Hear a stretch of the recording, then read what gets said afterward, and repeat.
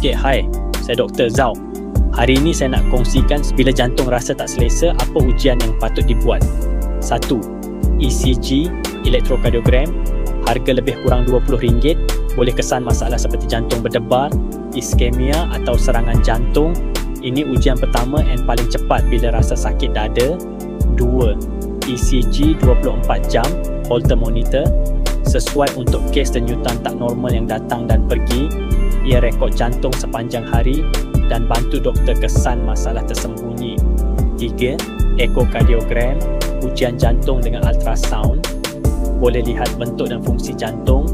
Penting untuk kes lemah jantung, kebocoran injap atau penyakit jantung koronari. 4.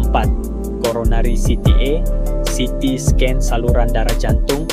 Guna bahan kontras melalui salur darah untuk kesan saluran yang sempit atau tersumbat. Angiogram koronari, ini adalah standar emas untuk diagnos penyakit jantung koronari. Ujian invasif ringan yang sangat tepat. 6.